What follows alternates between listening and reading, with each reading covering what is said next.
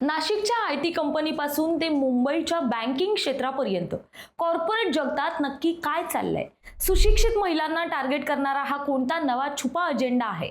नाशिक नंतर आता थेट मुंबईत बँक जिहादचा खळबळजनक प्रकार समोर आलाय. पाहूया त्याचा विशेष व्हिडिओ. नमस्कार, मी प्राची शिरकर. आपण पाहत आहात प्रहार न्यूज लाईव्ह. नाशिकच्या TCS मधील कथित कॉर्पोरेट जिहादची चर्चा ताजी असतानाच आता देशाची आर्थिक राजधानी मुंबईतून एक धक्कादायक प्रकार समोर आलाय. मंत्रालयाशेजारील नरिमन पॉइंट परिसरातील एका मोठ्या नामांकित बँकेत बँक जिहाद सुरू असल्याचा गंभीर आरोप एका पतीनं केलाय.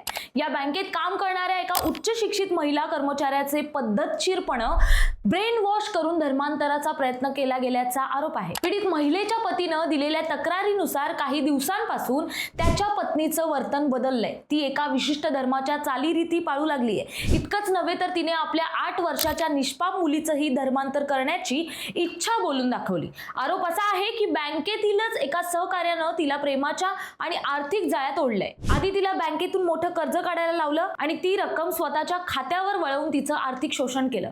वाद वाढल्याने पतीने पत्नी आणि मुलीला राजस्थानमधील उदयपूर येथे नेलं. मात्र तिथूनच 18 एप्रिल 2026 रोजी त्या दोघी गायब झाल्या. या प्रकरणी सुखेर पोलीस ठाण्यात गुन्हा दाखल झाला. पोलिसांचा तपासही सुरू आहे. या प्रकरणाने कॉर्पोरेट क्षेत्रातील महिलांच्या सुरक्षेचा प्रश्न ऐरणीवर आलाय. व्यावसायिक कार्यालयांमध्ये कर्मचाऱ्यांवर मानसिक दबाव टाकून वैयक्तिक किंवा धार्मिक अजेंडा राबवणं अत्यंत चिंताजनक आहे. कॉर्पोरेट कंपन्यांनी आणि प्रशासनानं अशा संवेदनशील तक्रारीची निष्पक्ष चौकशी करून सत्य समोर आणणं गरजेचं आहे. सुशिक्षित महिलांना पद्धतशीरपणे जाळ्यात ओढण्याचा हा प्रकार कॉर्पोरेट संस्कृतीला काळीमा फासणारा आहे. प्रेम, कर्ज आणि मग थेट बेपत्ता होण्याचा हा रहस्यमय प्रवास वैयक्तिक वाद आहे की एका मोठ्या कटाचा भाग, हे आता पोलिसांच्या तपासानंतरच स्पष्ट होईल.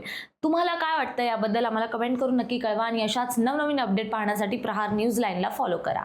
धन्यवाद.